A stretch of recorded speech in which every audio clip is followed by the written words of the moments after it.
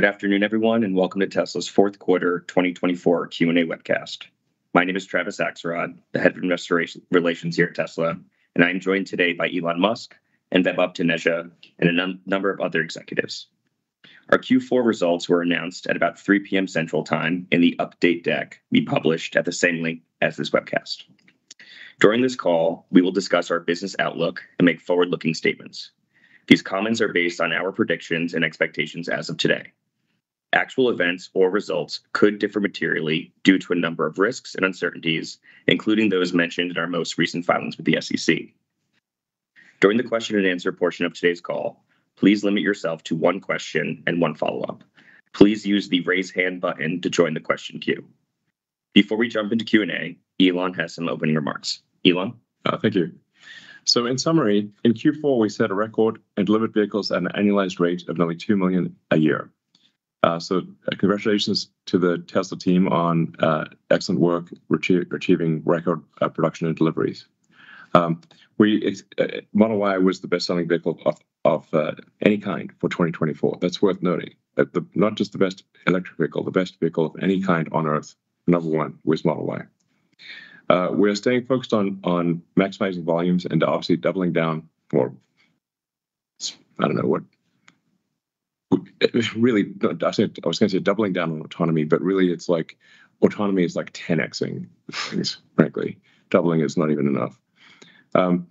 We made many critical investments in 2024 in manufacturing AI and robotics that will bear immense fruit in the future. Immense. Like it's, in fact, to such a scale that it is difficult to comprehend. And I've said this before, and I'll stand by it.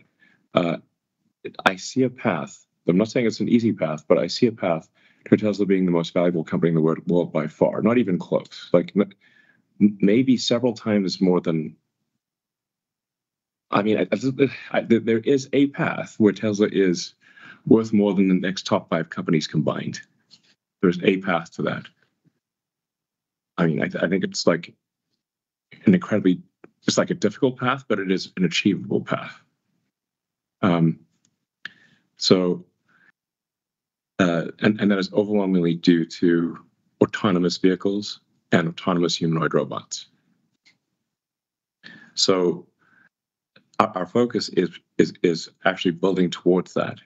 And that's what we're laying the ground. We laid the groundwork for that in 2024. We'll continue to lay the groundwork for that in 2025. In fact, more than lay the groundwork, actually, so we'd be building the structure.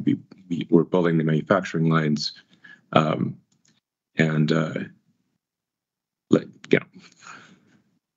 like setting up for what I think will be an epic 2026 and a ridiculous 27 and 28. Ridiculously good. That is my prediction.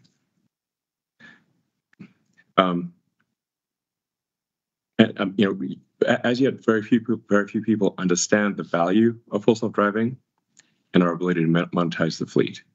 Some of these things I've said for quite a long time, and I know people have said, well, Elon's the boy who cried wolf like several times, but I'm telling you, there's a damn wolf this time, and you can drive it. In fact, it can drive you. It's a self-driving wolf. For a lot of people, their experience of Tesla autonomy is like, if it's even a year old, if it's even 2 years old, it's like meeting someone when they're like a toddler and thinking that they're going to be a toddler forever. But obviously they're not going to be a toddler forever. They grow up. But if their last experience was like, oh, FSD was a toddler, it's like, well, it's grown up now. Have you seen it? It's like walks and talks. That's really what we've got. And it's difficult for people to understand this because human intuition is linear, as opposed to what we're seeing is exponential progress. So that's why my number one recommendation for anyone who doubts is simply try it. Have you tried it? When's the last time you tried it? And the only people who are skeptical are those who have not tried it. So, a passenger car typically has only about 10 hours of utility per week out of 168. a very small percentage. Once that car is autonomous, my rough estimate is that it is in use for at least a third of the hours of the week. So call it 50, maybe 55 hours of the week. And it can be used for both cargo delivery and people delivery. So even, let's say, people are asleep, but you can deliver packages in the middle of the night or resupply restaurants or whatever the case may be, whatever people need at all hours of the day or night. That same asset, the thing that is these things that already exist with no incremental cost change, just a software update, now have 5 times or more the utility than they currently have. I think this will be the largest asset value increase in human history. Maybe there's something bigger, but I just don't know what it is. And so people who look in the rearview mirror are looking for past precedent, except I don't think there is one. So, but you know, but the reality of autonomy is upon us. And I repeat my advice: try driving the car, or let it drive you. So now it works very well in the U.S., but of course it will over time work just as well everywhere else. Yeah. So we're working hard to grow our annual volumes. Our constraint this year, our current constraint, is battery packs this year, but we're working on addressing that constraint. And I think we will make progress on addressing that constraint. And then things are really going to go ballistic next year, and really ballistic in 27 and 28. So, yeah. So a bit more on full self-driving. Our Q4 vehicle safety report shows continued year-over-year improvement in safety for vehicles. So the safety numbers, if somebody has supervised full self-driving turned on or not, the safety differences are gigantic. And people have seen the immense improvement with version 13 and with incremental versions in version 13. And then version 14 is going to be yet another step beyond that is very significant. We launched the Cortex training cluster at Gigafactory Austin, which was a significant contributor to FSD advancement. And we continue to invest in training infrastructure at our Texas headquarters. So the training needs for Optimus humanoid robot are probably at least ultimately 10x what's needed for the car, at least to get to the full range of useful roles. You can say, like, how many different roles are there for a humanoid robot versus a car? A humanoid robot has probably 1,000 times more uses and more complex things than in a car. That doesn't mean the training scales by 1,000, but it's probably 10x. Now you can do this progressively, so it doesn't mean like Tesla's going to spend like $500 billion in training compute, because we will obviously train Optimus to do enough tasks to match the output of Optimus robots. And obviously the cost of training is dropping dramatically with time. So, but it is like, it's one of those things where I think long-term Optimus will be. Optimus has the potential to be north of $10 trillion in revenue. Like, it's really bananas. So then you can obviously afford a lot of training compute in that situation. In fact, even $500 billion of training compute in that situation would be quite a good deal. Yeah. The future is going to be incredibly different from the past, that's for sure. We live at this unbelievable inflection point in human history. So, yeah. So, the proof is in the pudding. So we're going to be launching unsupervised full self-driving as a paid service in Austin in June. So, I've talked with the team. We feel confident in being able to do an initial launch of unsupervised, no one in the car, full self-driving in Austin in June. We already have Teslas operating autonomously, unsupervised full self-driving at our factory in Fremont, and we'll soon be doing that at our factory in Texas. So thousands of cars every day are driving with no one in them at our Fremont factory in California. They will soon be doing that in Austin and then elsewhere in the world, the rest of our factories, which is pretty cool. And the cars aren't just driving to exactly the same spot, because obviously it all wouldn't collide at the same spot. The cars are actually programmed with what lane they need to park into to be picked up for delivery.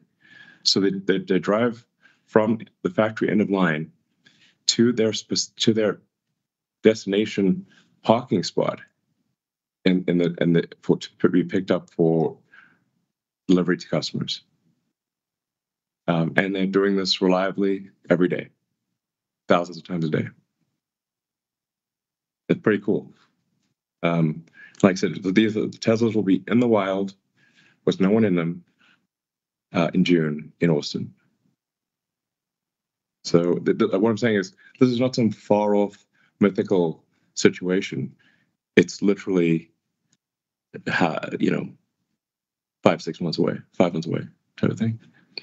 And while we're putting our toe in the water gently at first, just to make sure everything's cool,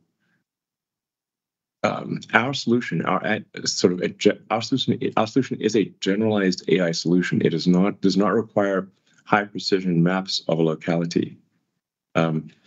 So we just want to be cautious. It's not that it doesn't work beyond Austin. In fact, it does. We just want to put a toe in the water, make sure everything is okay, then put a few more toes in the water, then put a foot in the water, with safety of the general public and those in the car as our top priority.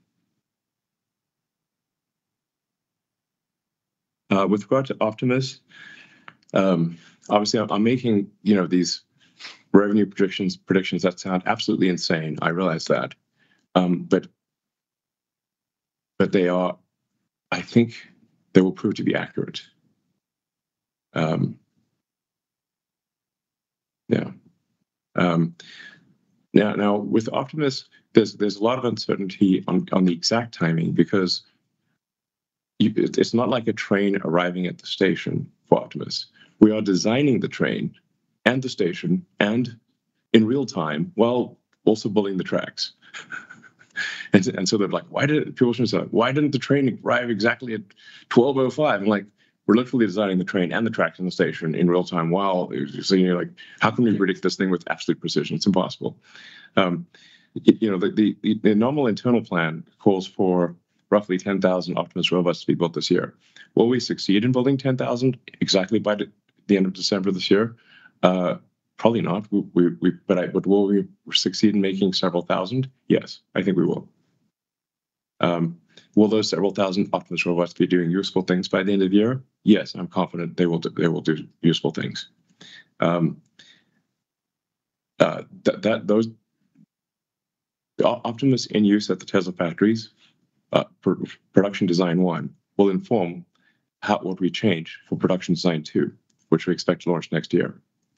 And our goal is to ramp Optimus production faster than maybe anything's ever been ramped, meaning like aspirationally an order of magnitude ramp per year.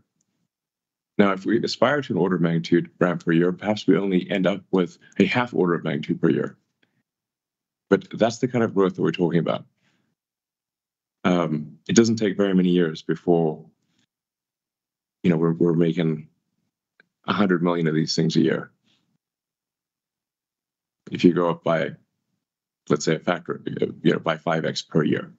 That's insane. insane. Not 50%, 500%. So, these are big growth numbers. But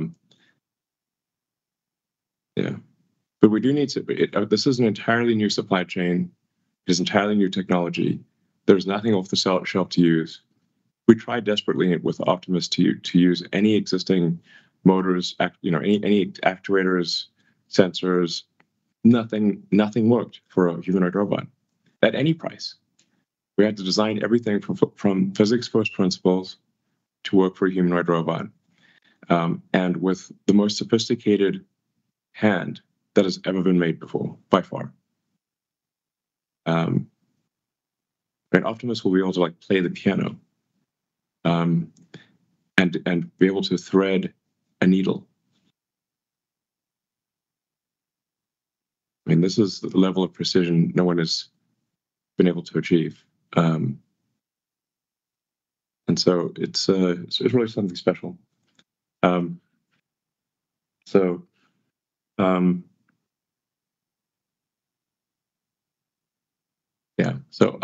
my prediction long term is that Optimus will be overwhelmingly the value of the company. Regarding energy, back to Earth. Earth to Elon. Can you come back here for a minute? Okay, back to Earth. Energy storage is a big deal, and will become. It's already super important. Will become incredibly important in the future, and it is something that enables far greater energy output to the grid than is currently possible, because the grids are the vast majority of the grid has no energy storage capability, so they have to design the power plants for very high peaks, and assuming that there's no energy storage. Once you have grid energy storage and home-based energy storage, the actual total energy output per year of the grid is dramatically greater than people think. Maybe it's at least double. This will drive the demand of stationary battery packs, and especially the grid scale ones, to insane, basically as much demand as we could possibly make. We have our second factory, which is in Shanghai, that's starting operation, and we're building a third factory. So we're trying to ramp output of stationary battery storage as quickly as possible. Now, there is a challenge here where we have to be careful that we're not robbing from one pocket to take to another pocket, because for a given gigawatt hours per year of cell output, we have to say, does it go into stationary applications or mobile applications? It can't go into both. So we have to make that trade-off.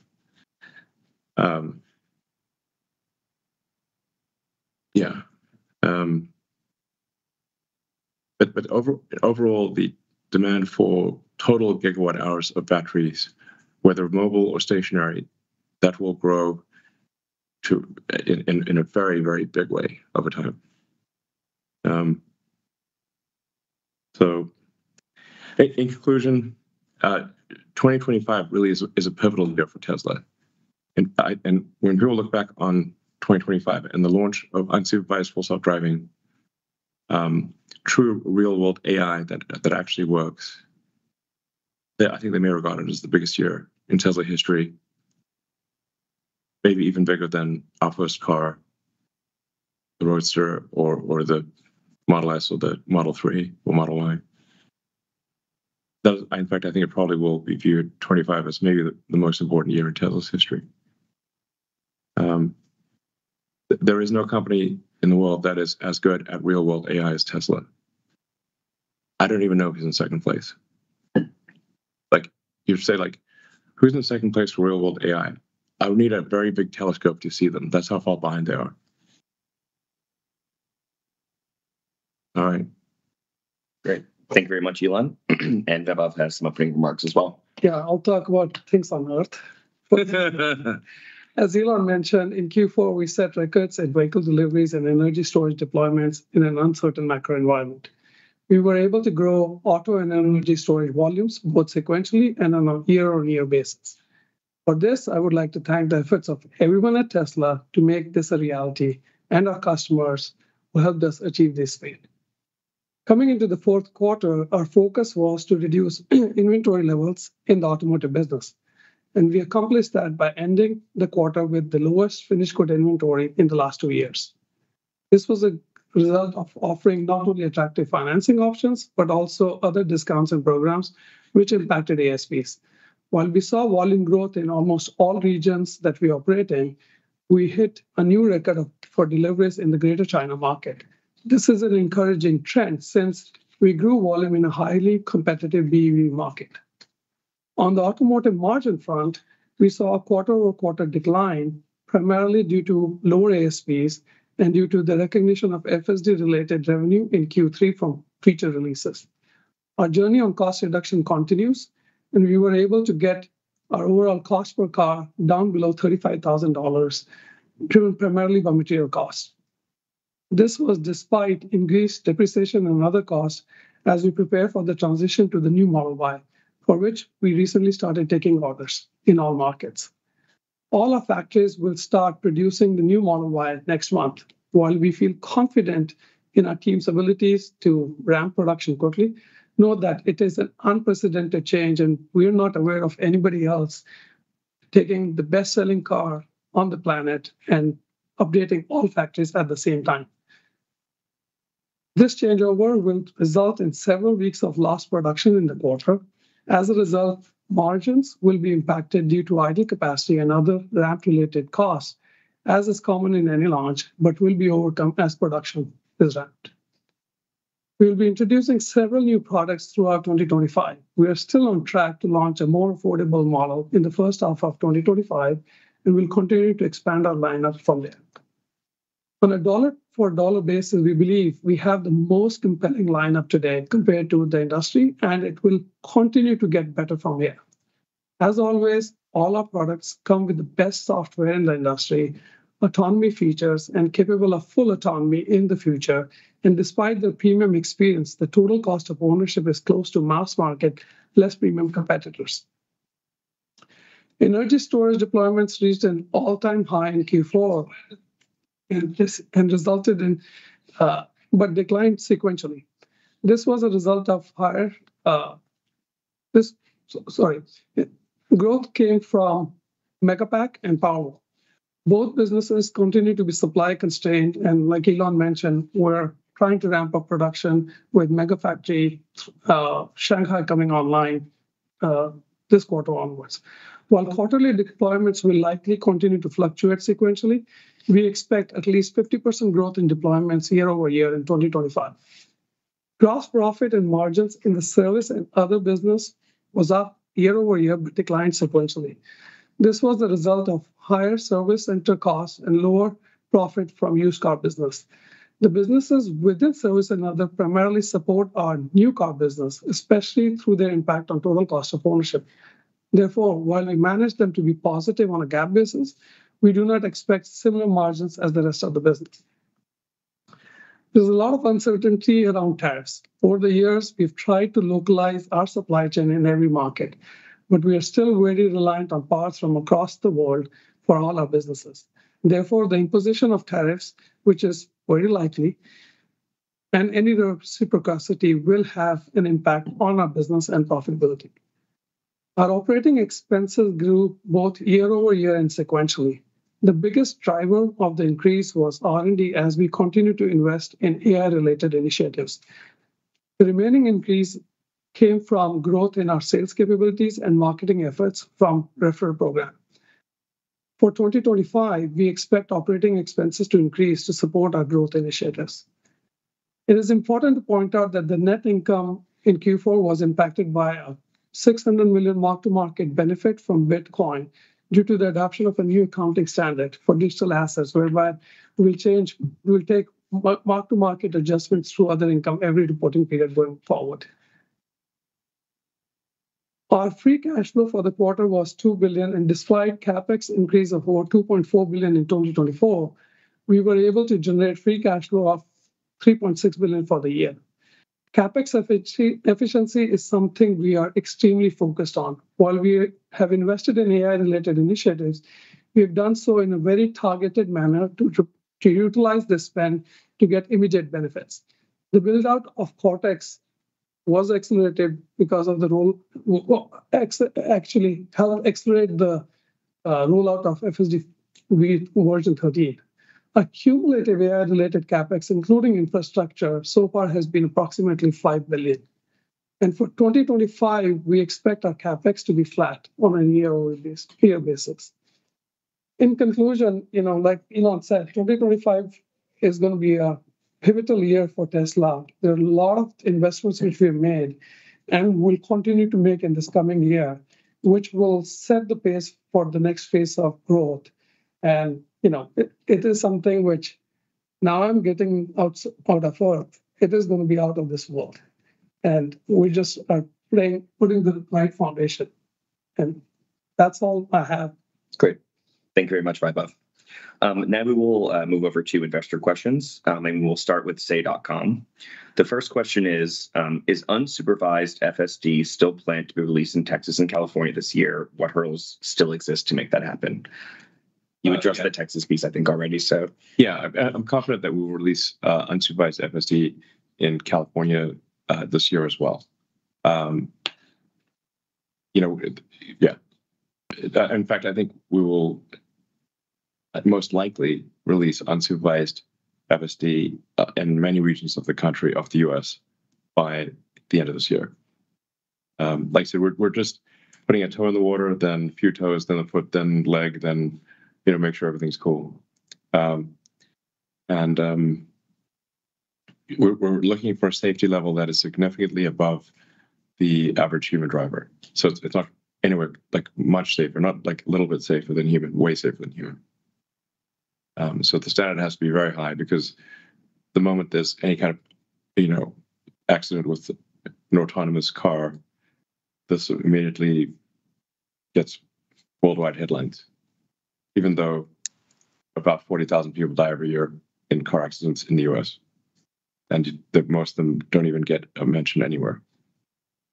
But if somebody scrapes a shin with an autonomous car, it's headline news. We want to avoid that. Yeah. So it's really the only thing holding us back is an excess of caution. But people can certainly get a feel for how well the car would perform as unsupervised FSD by simply allowing the car to drive you around your city and see how many times did you have to intervene, not where you wanted to intervene or were a little concerned, but how many times did you have to intervene for definite safety reasons. And you will find that is currently very rare, and over time, almost never. Great. Thank you very much. The next question is, are there any discussions with other auto companies about licensing FSD? Yes. What we're seeing is, at this point, significant interest from a number of major car companies about licensing Tesla full self-driving technology.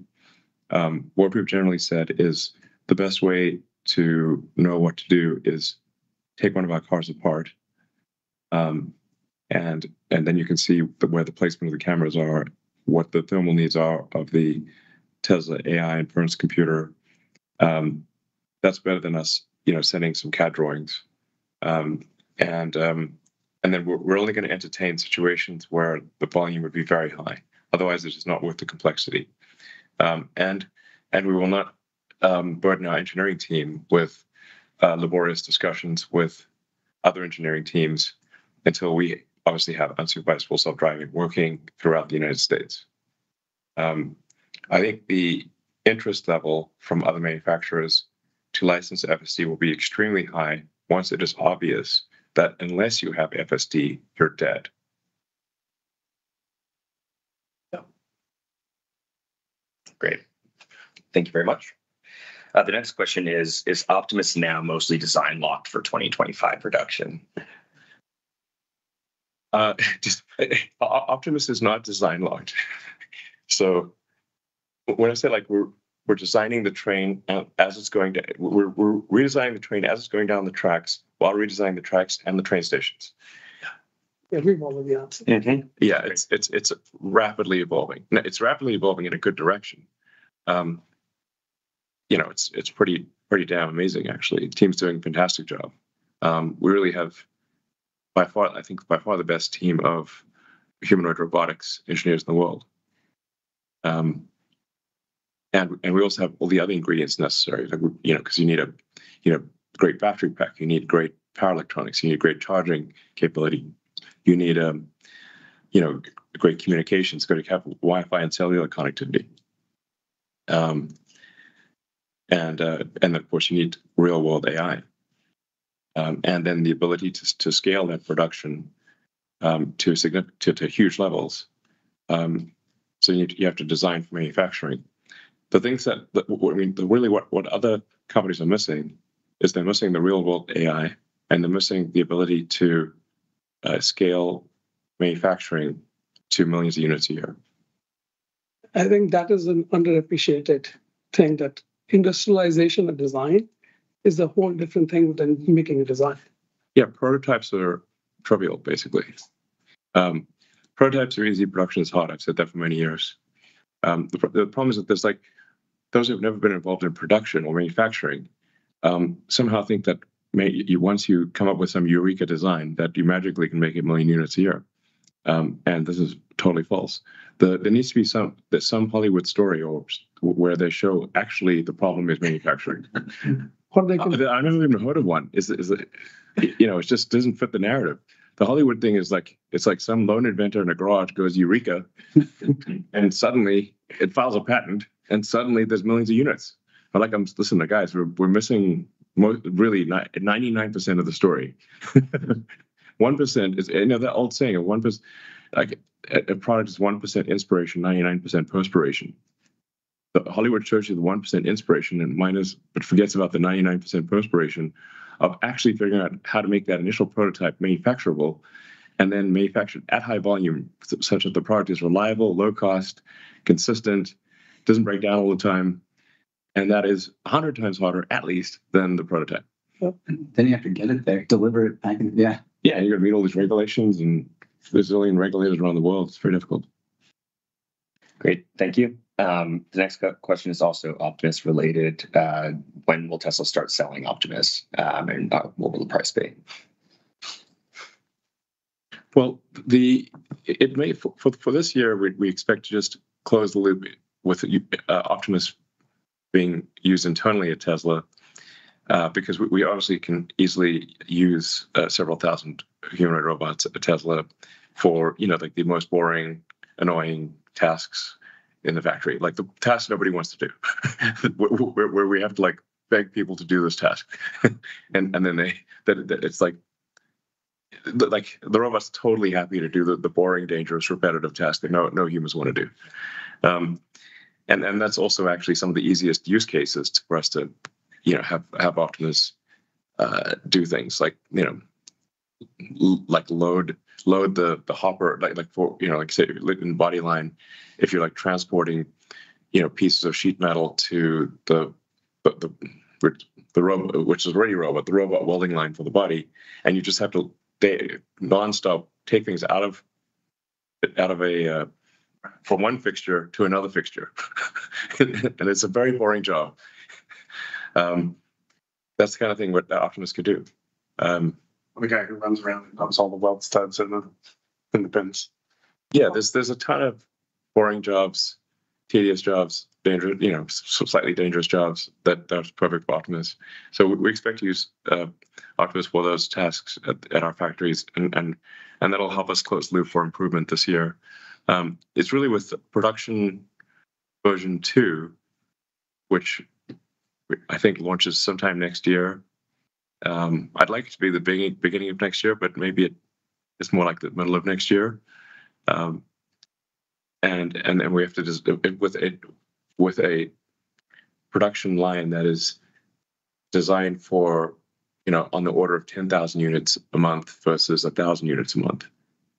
So when you design a unit when you design a production line for 1,000 units a month, it takes you a while to actually reach anywhere close to 1,000 units a month. When you design, and for any given production output, it takes you a while to actually reach its potential. But the current line that we're designing is for roughly 1,000 units a month of Optimus robots. The next line would be for 10,000 units a month.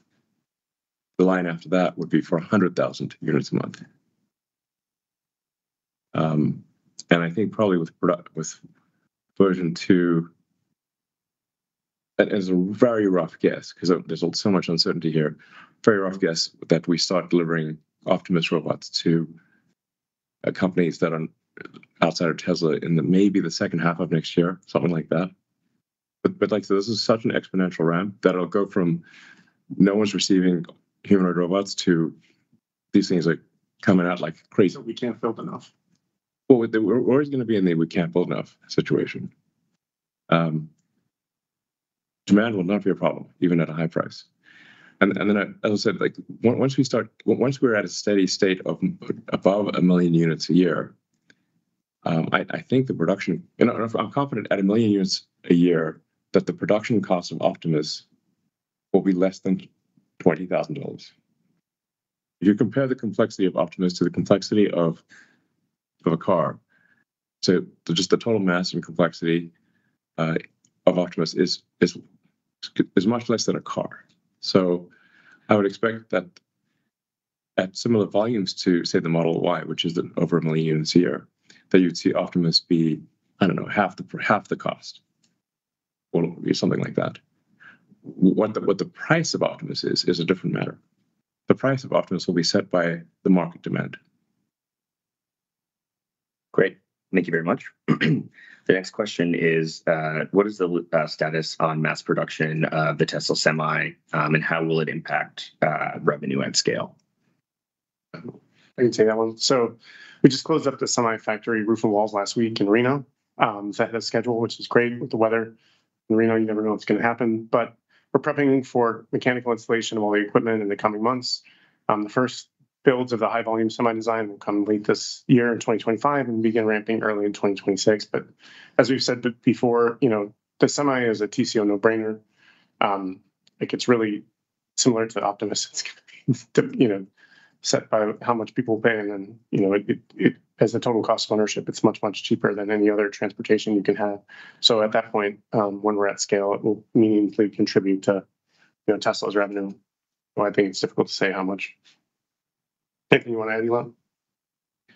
No, I mean, I do think that Tesla Semi, again, with autonomy, is going to be incredibly valuable. That we actually have a shortage of truck drivers in America. That's one of the limiting factors on transport.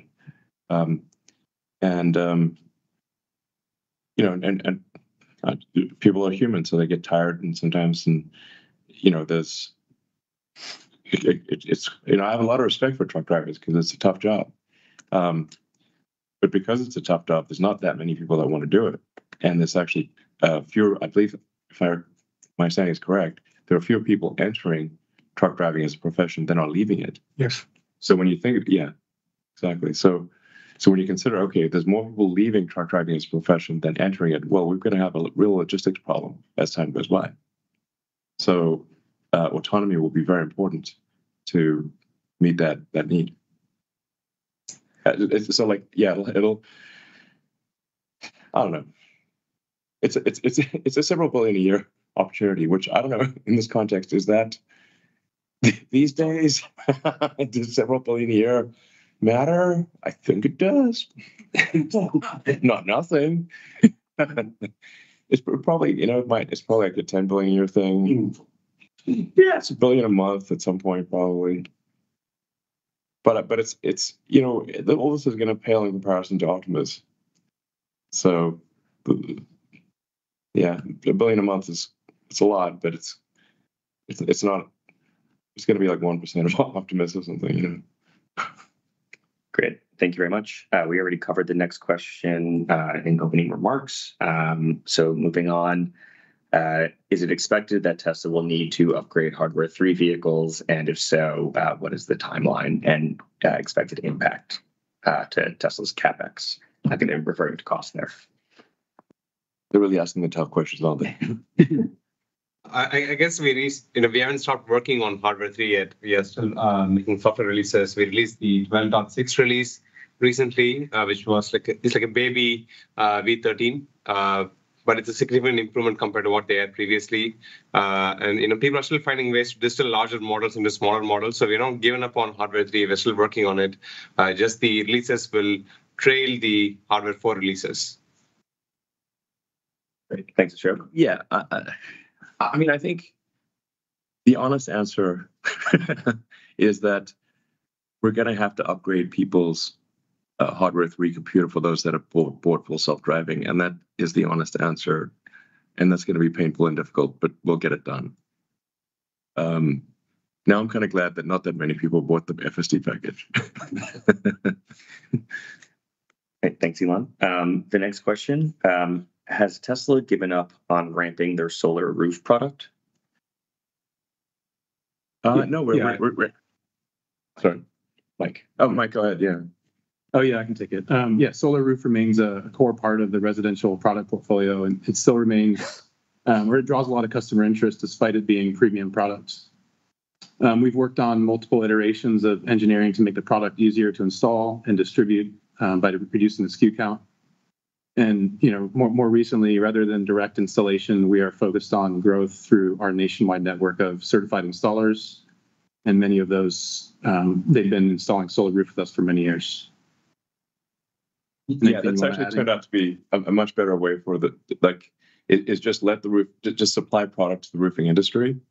And especially when somebody's is getting a new roof anyway, or building a house from scratch. Obviously, this is by far the most efficient time to put in a solar roof, as opposed to putting a solar roof on a house where the roof still has 20 years of life.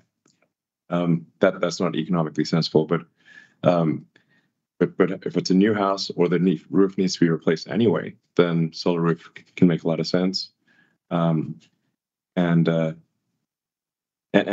is a premium product. It's like it's kind of like Model S, Model X or something. It's like it's a premium product.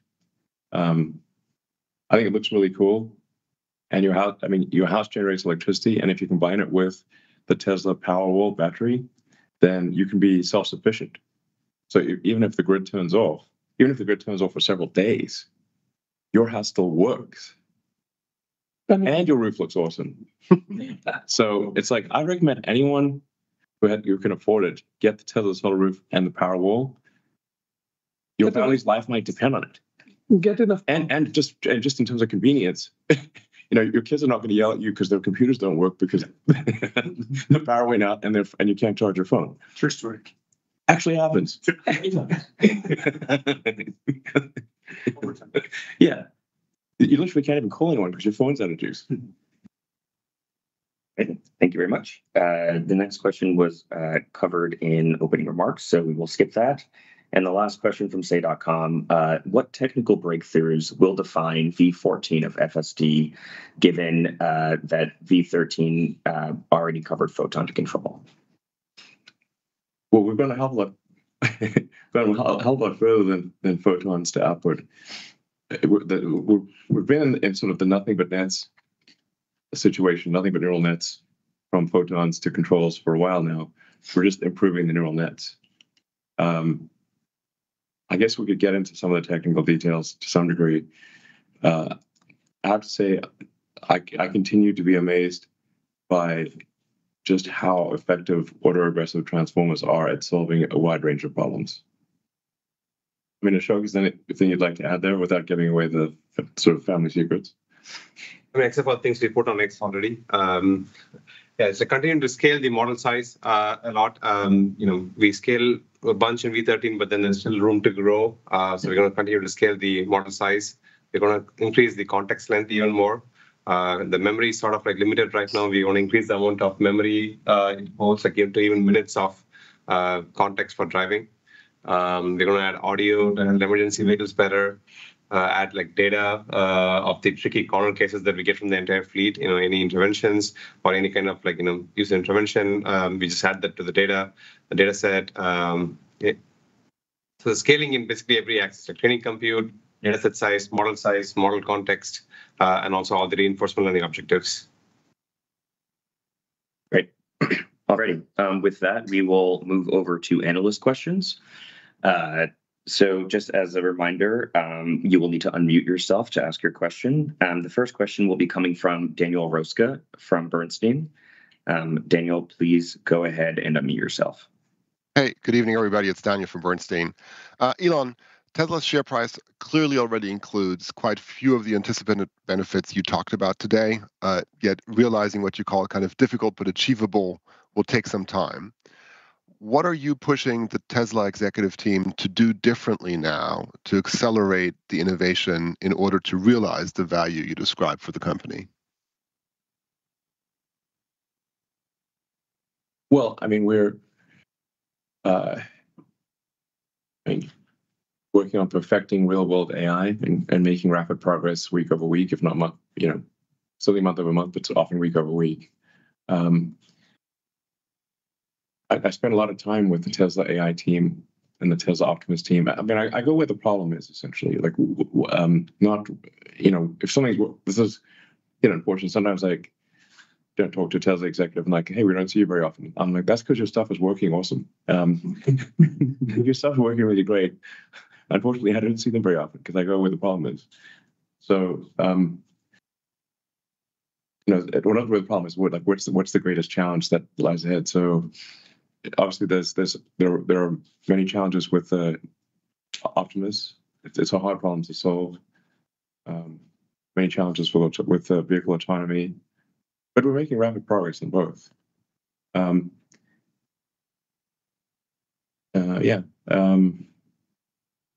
Okay. I mean, sounds like you've got a conviction that the pieces you need, right, are in place. Yeah. If we kind of go 12 months down the line and we look back, and you had some of those, but maybe what are the kind of 2 or 3 KPIs that would tell you that you're on track and it's going the right way, and the pieces you've put in place are the right pieces, right? That's kind of what I'm looking for. Or other way around, where would it be off most likely in your mind that you say, hey, I need to go back there and I need to change something to enable the team better? Well, I mean, I think the predictions that I'm making here are going to be pretty accurate. And it's worth noting because sometimes people say, "Oh, Elon's always late." Well, actually, no. The problem is that the media reports on when I'm late, but never reports on when I'm early. So sure, I'm optimistic, but I'm not that optimistic. There are many cases in the past where we've been early. Such as completion of the Shanghai factory, or in fact, factory completion has generally been ahead of schedule, not behind. Yeah,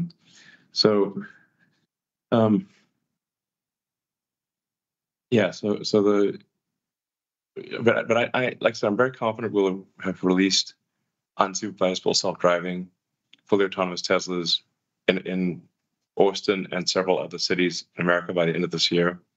That's probably everywhere in America next year, and everywhere in North America at least. I think in terms of next year, our constraint, I think, is likely to be just regulatory.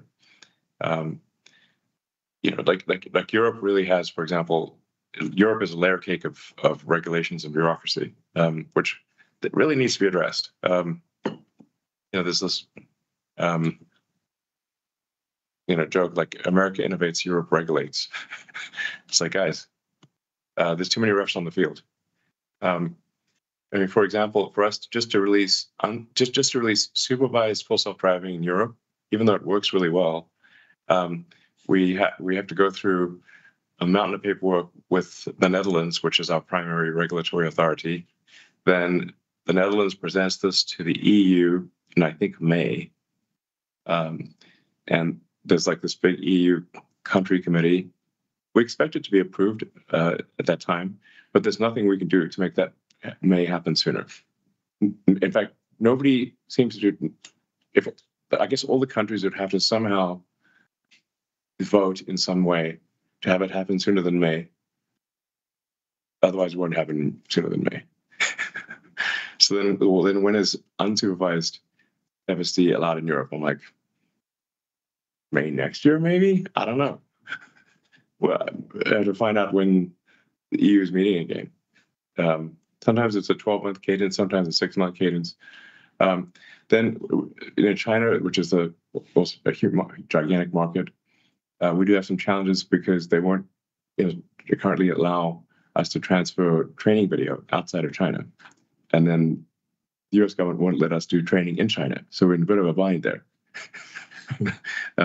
So like a bit of a quandary. So where we're solving that is by literally looking at videos of streets in China that are available on the internet to understand, and then feeding that into our video training so that publicly available video of street signs and traffic rules in China can be used for training, and then also putting it in we've got a very accurate simulator, and so it will train using sim for bus lanes in China. Like bus lanes in China, by the way, one of our the biggest challenges in making FSD work in China is the bus lanes are very complicated. And there's like literally like hours of the day that you're allowed to be there and not be there. And then if you accidentally go in that bus lane at the wrong time, you get an automatic ticket instantly. So it's kind of a big deal, bus lanes in China. So we have to put that into our simulator, train on that. The car has to know what time of day it is, read the sign. Anyway, we'll get this solved. But I think we'll have unsupervised FSD in almost every market this year, limited simply by regulatory issues, not technical capability. And then unsupervised FSD in the US this year, in many cities, but nationwide next year. And hopefully we have unsupervised FSD in most countries by the end of next year. That's my prediction with best data that I have right now. Great, thank you very much. The next question will come from Adam Jonas at Morgan Stanley. Adam, please feel free to unmute yourself. Thanks, everybody. So, Elon, you've said in the past about LiDAR, that for AVs at least, that LiDAR is a crutch, a fool's errand. I think you even told me once, even if it was free, you'd say you wouldn't use it. Do you still feel that way? Yes. Care to elaborate, or just I have another question? Look, we even have a radar in the car and we turned it off. I got it. All right. So you're still, yeah. People think you're crazy, but for not. Look, I mean, obviously humans drive without shooting lasers out of their eyes. I mean, unless you're Superman, but like humans drive just with passive visual. Humans drive with eyes and a neural net and a brain neural net. So sort of biological, so the digital equivalent of eyes and a brain are cameras and digital neural nets, or AI. So that's the entire road system was designed for passive optical neural nets. That's how the whole road system was not designed, and what everyone is expecting that's how we expect other cars to behave. So therefore, that is very obviously the solution for full self-driving as a generalized solution for full self-driving, as opposed to the very specific, neighborhood by neighborhood solution, which is very difficult to maintain, which is what our competitors are doing. I got it. Yeah. I mean, LiDAR doesn't work in the fog, guys. Yeah, LiDAR has a lot of issues. Like I don't have some like the SpaceX Dragon docks with the space station using LiDAR, that a program that I personally spearheaded. I don't have some fundamental bizarre dislike of LiDAR. It's simply the wrong solution for driving cars on roads. Right. You understand how LiDAR works. I get it. Literally designed and built our own red LiDAR. I oversaw the project, the engineering of the thing. It was my decision to use LiDAR on Dragon, and I oversaw that engineering project directly. So I'm like, we literally designed and made a LiDAR to dock with the space station. If I thought it was the right solution for cars, I would do that, but it isn't. Yeah. All right. Just as a follow-up, at CES, you said, I'm paraphrasing, that any AI will be able to do any cognitive task not involving atoms within the next 3 or 4 years. And that would imply, Elon, that before the end of President Trump's term in office, that AI would be moving pretty damn quickly into the physical world, into the world of photons and atoms. And I'm thinking, given your work with the administration, how confident are you that the U.S. will have the manufacturing and the supply base to make good on your excitement about physical AI by the by latter this decade? We seem pretty vulnerable right now. I've seen you tweeting about, or sorry, Xing, excuse me, Elon, about China. Freudian slip, about China making more drones in a day than the U.S. makes in a year, and all the entanglement of the supply. So what has to happen in the U.S. to make that possible? What's your message, and what can you do about it, and what's relevant for Tesla shareholders? Thanks, Elon. Well, at Tesla, obviously, we think manufacturing is cool. SpaceX, we think manufacturing is cool.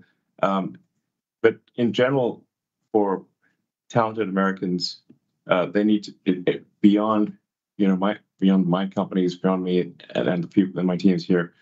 In general, we need to make manufacturing cool again in America. And I honestly think people should move from law and finance into manufacturing. That's my honest opinion. We have too much. This is both a compliment and a criticism. We have too much talent in law and finance in America, and there should be more of that talent in manufacturing. I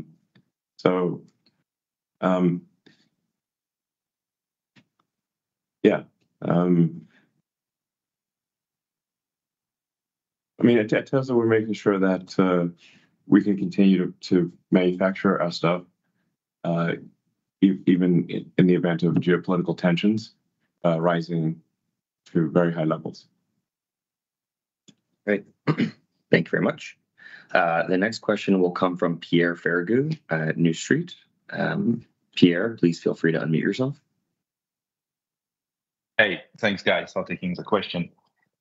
So I have a question, Elon, on deploying robotaxis in June in Austin. So that's great news. And I was wondering if it means I can, drive down to Austin in June and try unsupervised by myself with my car. Yeah. Or it's going to be more like your fleet testing it. It'll be our fleet testing it. So that's our sort of toe in the water. We'll be scrutinizing it very carefully, make sure it's not something we missed. But it will be, autonomous ride hailing for money in Austin in June, and then as swiftly as possible other cities in America. And I expect us to be operating, doing unsupervised activity with our internal fleet in several cities by the end of the year. Then it's probably next year when people are able to add or subtract their car from the fleet. So, kind of like Airbnb, where you can sort of add or subtract your house or your guest room. You can say add it to the Airbnb inventory or don't add it to the Airbnb inventory. If you're traveling for a month, you can, or whatever the case may be, you can let other people use your house, and then you can. Anyway, so that's probably next year, because we want to just make sure we've ironed out any kinks. And a lot of it is, it's not like we're not splitting the atom here. It's just a bunch of work that needs to be done to make sure the whole thing works efficiently, that people can order the car.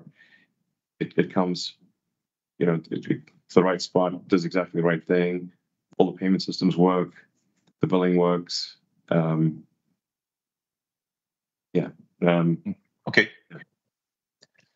But then, so my follow-up question would be, I have a Tesla, I have FSD, and I have to keep my eyes on the road all the time. It's super boring because I don't really need to intervene anymore. Yeah.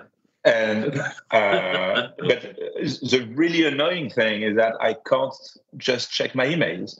And so, are you working also on introducing, a kind of free unsupervised where I could be eyes off and I would be able to check my email and would just need to, with a 5-second notice, have to go back and keep an eye on what's happening? Or is that something you're working on as well? Because it feels so close with V13 that I wonder if it's something we could expect for this year. It's a very selfish question I ask for myself, to be honest.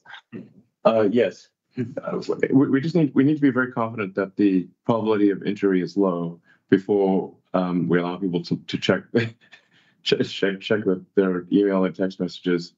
In fact, right now we're in this perverse situation, which you may have encountered yourself, where people will actually go to manual driving to check their text messages. Yep. So the computer doesn't yell at them, and then put it back on autonomous mode once they've checked the text messages, which is obviously less safe. Significantly less safe. Significantly less safe. Significantly less safe than just letting people check their text once in a while without the computer yelling at them. Yeah. But we just want to be cautious about that at the advent of that. We're in this sort of, neither here nor there, but just for, I think it's not for many months longer. But yeah, we're in this perverse situation where people will turn the car off autopilot so the computer doesn't yell at them, check their text messages while steering the car with their knee and not looking out the window. And there, like Elon said, right? If you have any problems with the system, and when people are not looking, that is a dangerous thing. And that's what we're trying to avoid. It's the capability is getting there, but it's not fully there. That's why he was using the term of dipping our toe in the water, then getting comfortable, then keep going. Anyway, it's not far off. But we want to prove to ourselves, and obviously prove to regulators that the car is unequivocally safer in autonomous mode than not. We're not far off. So this is like low single-digit months. To the safety aspect, we did publish our vehicle safety report today. And in Q4 was one crash for every 5.9 million miles driven, compared to a crash every 700,000 miles without autopilot. Right. So we're getting to the point where it's an order of magnitude. Yeah, it's like 8.5 tons safety. Right. So it's just about there. Yeah, it's amazing. Great. Alrighty. And our last question will be coming from Dan Levi at Barclays. Dan, feel free to unmute yourself. Great. Good evening. Thank you for taking the questions. Elon, you've talked about the need for proliferation of sustainable transport in the past as part of sort of broader push to sustainable energy. Look, I know we've heard a lot about President Trump's plans to reverse the EV mandate, and I think there's a view that given regulation is a driver of EV uptake, this could slow EV uptake in the U.S. So what would be your view on the right policy in the U.S., given your comments in the past of the need to push for sustainable transport? At this point, I think that sustainable transport is inevitable. I'm highly confident that all transport will be autonomous electric, including aircraft, and that it can't be stopped any more than one could have stopped the advent of the external combustion engine, the steam engine, or one could have stopped the advent of the internal combustion engine. Like even if you've been the biggest horse advocate on earth, you're like horses are the way, not these newfangled automobiles. You can't stop the advent of the automobile. It's going to happen, and you can't stop the advent of electric cars. It's going to happen.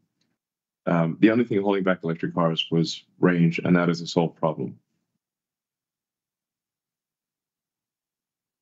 Great. And then, as a follow-up, in the past, Elon, you had made a comment that you'd be willing to sell cars at effectively no margin to get the cars out there. And there's a comment in the release today of the rate of acceleration of autonomy efforts does impact volume growth. So perhaps you could just talk about, with your efforts on FSD, how we should think about your desire to put more vehicles out in the market to take advantage of your tech advances? So I'm not sure I understand the question. We have a lot of cars. I mean, we've got millions of cars out there. So is your question, Dan, that how do we marry our future growth aspects with FSD? And yeah, go ahead and unmute yourself, Dan. Yeah, more so just how much more aggressively you would be willing to sell your cars versus in light of your improvements on FSD. Well, right now the constraint we're trying to solve is battery production as opposed to demand. So now Q1 we've got this massive factory retooling for the new Model Y, for example, that obviously has a short-term impact on output. But the problem we're wrestling with, in fact, we're talking that the executive team and I were talking about just before this call was how we've got to figure out how to increase total gigawatt hours of battery production this year, one way or another. That's the constraint on our output. Great. Alrighty. And with that, I think we are all done for today. So thanks everyone so much for all of your questions. We look forward to talking to you next quarter. Thank you very much and goodbye. All right.